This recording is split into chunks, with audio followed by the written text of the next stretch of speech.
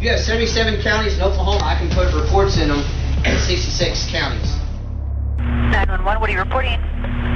We got someone or something crawling around out here. Did you see what it was? I'd say it was a person, somebody really big. But he's all in black.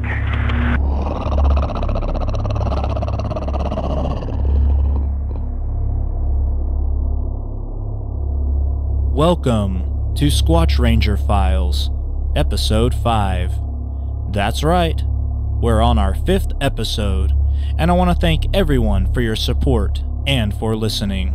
Squatch Ranger Files is a side project to the Native Oklahoma Bigfoot Research Organization. I am a member of this organization, and we travel around across the state of Oklahoma, and we give Bigfoot town hall meetings to help educate the public on the subject of Bigfoot. We also are collecting sightings and reports and building a database. We are more local than the BFRO because we cover the state of Oklahoma exclusively. Now, in this episode of Squatch Ranger Files, we will hear different accounts of Bigfoot reports. Don't forget, you can email me at squatchranger@gmail.com and send me your own personal Bigfoot story. I'd love to hear it. Now, let's begin the show. Number 1. Employee spots eye shine across parking lot. Submitted by the Southwest Oklahoma and North Texas Bigfoot Investigations Facebook page. Go ahead and visit their page and give them a like. This was in 2016 in Comanche County. My ongoing encounters started in 2016 at my place of employment. I work midnights, and when I don't have anything going on, I will go outside for a smoke to enjoy the night. Across from my place of employment is an open field that goes to a creek and woods. The creek goes all the way to Texas, according to Google Maps, and is almost exclusively in the middle of nowhere for most of it. There are lights on the road and on my parking lot, but nothing in the field, and from where I work, the field runs to the end of town, then off to the country. It is really the last bastion of country before it turns into city.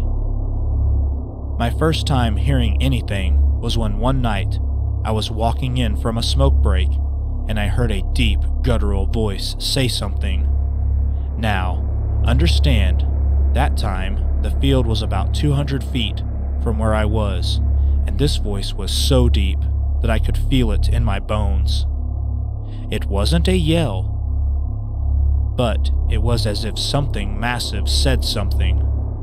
But it wasn't human. It wasn't ape chatter, but more akin to a growl or voice, but deep. I didn't see or hear anything after that for the rest of the night, but a few weeks later, I heard a howl come from there. One long, low, deep howl, kind of like the Ohio howl, and it stopped me dead in my tracks. I looked up and I saw eyeshine looking dead at me. It was way up in the air and spaced far apart, and it was no deer. I have seen deer in the field, and it was really nowhere near the height. I just stood there looking at it, and it looked at me. No movement. We looked at each other for about 10 minutes, and then, to the bottom right, another pair of eyes popped open and stood there, but was about a few feet shorter and a different color. The first set of eyes was a yellow-green, and this set was yellow. They both didn't move. I have seen people in the field in the morning, walking through, and by the looks of it, the first set of eyes were about 8 feet off the ground, and the smaller was about 6 feet. I went back inside with the feeling that I was not wanted there. A few weeks after that, I kept getting the feeling of being watched, and it was as if it was aggressive. I would hear movement and growls, guttural sounds. As I said before, there were street lights, and they didn't do much to penetrate the darkness of the field. But one night, as I was outside, just past the halo of the light, I saw something hunched over walking. Just outside the light, it was massive and huge. It was no human. And it was the only time I have seen anything at night over there. It walked for about 5 to 10 seconds and walked back into the darkness. There is still to this day sounds from the woods and the eyeshine, but I have gotten used to the sounds, and I think they are used to me as well. I am the only person out there at night. I still have the feeling that they don't want me there, but I also think they know I am not going over there, so we have a mutual understanding. Number 2. Bigfoot family visits North Mizzou property. 2011 in Putnam County, Missouri. I've got 10 acres, and I'd say close to 8 of it is woods. I don't get around too good. I've got a crippled up leg, and I'll never run again. When I had my first encounter, I guess, it wasn't really very remarkable. I've been out cutting some firewood because I got 10 acres of hardwood forest, and I figure, instead of just drag the dead shit into a pile and burn it up, I just well save on my heat bill. So, I've been out cutting firewood. The following day was probably 2:30 in the afternoon. I was gonna load it up in the truck and bring it up to the house. And, as I drove the truck out past the barn, I was gonna make a U-turn so I could park as close to the trees as I could. 'Cause you know, when you got a messed up knee like mine, every step counts. So, when I started doing my U-turn, I saw a dark figure. It was black. I didn't see any facial features, but imagine, if you will, one of those silhouette targets of a person that they use at the pistol range. Take the number and lines off it, and it looked about like that. It was about man-sized, and I was like, no way, no fucking way. And I started going into my turn, and I looked away for a second, and when I looked back, it was gone. Now, to me, it looked about man-sized, so I looked over my shoulder quite a bit while I was loading wood. Then I went back 2 days later to see if I could find any tracks or anything. Well, when I did go back, I didn't find tracks. The leaf litter on the forest floor is like a sponge. Over the top of the stack, you won't find nothing. I was looking, and it turns out what I thought was about 6 foot tall, there was a little more salt to the hill than I thought. So what I saw was about 8 feet tall. And I can only assume that it had to be an adult female, and her back was to me. She could have taken one big step and been out of view. So, I recorded it.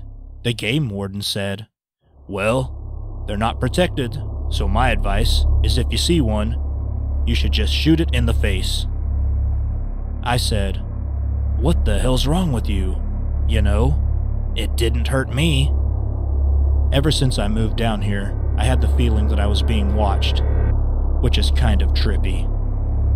When I lived in South Dakota, I had issues with a stalker. I thought, I'm just being paranoid. But apparently not. About a week later, I was about 100 feet from where I had seen that one. When you buy an old place, you inherit a lot of junk. So I'm down in this area. I brought a burn barrel down, and where all the junk was, I figured, well, if you at least burn it, you reduce everything down. There was a lot of rotten wood, and glass, and just junk. So I'm down there burning, and pretty soon a pebble comes over and lands about 20 feet away. I don't know if it was a pebble, or it could have been a hickory nut or acorn. I didn't feel it was throwing them at me. I felt it was throwing them near me. making its presence known. And I wasn't really scared or nothing. And I had heard something move, 'cause I'm right down at the bottom of the hill. Below the dam of my pond, there's kind of a gully around through there. That's when I heard 6 tree knocks right in a row. Then I heard something pretty good-sized moving through the trees. I'm guessing probably about 100 feet away, behind a clump of oak trees. I could see something black, but I really couldn't see it very well, because it was in the spring and the trees are starting to leaf now. And I just kind of laughed and said, "You don't need to be afraid of me, you know. I ain't gonna hurt ya." And I'm burning away, and pretty soon another one comes. Then pretty soon I heard something along the creek. It sounded about like a drunk elephant walking through the woods. It was a lot of branch breaking, and it sounded like broomstick-sized branches, or bigger, being broke. This was coming at me from a separate direction. That was coming in from kind of the northeast, and the first one was from the west of me. So it's like, one of them is one thing, but now there's 2? This one sounds big, and I kinda remembered watching the documentary about when rival chimpanzee clans come together, how they do a bunch of branch breaking and rock throwing and shit like that. More to intimidate the ones to leave than to actually hurt anybody. Well, I thought, this was a good time to go up to the house and get a drink. It's not one of my bravest moments. Number 3. Possible vocalizations and rock-throwing encounter near Albion. 2011, in Pushmataha County. The following is a BFRO documented report.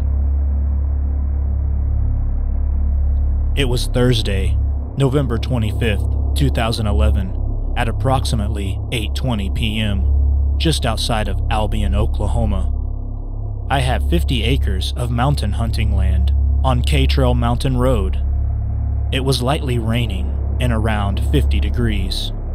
I was by myself setting up a second feeder for the morning hunt.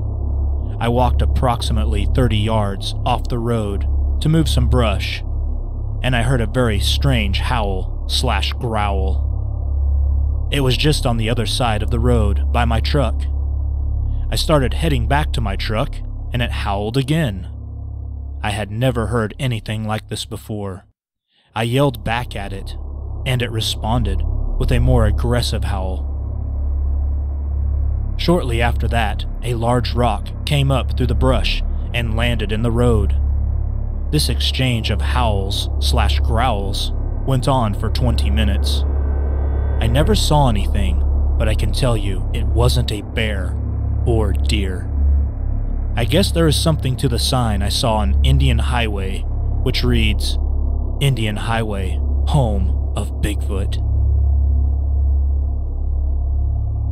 Follow-up investigation report by a BFRO investigator. I spoke with RW by phone on 2 different occasions. During these phone interviews, additional information was discussed.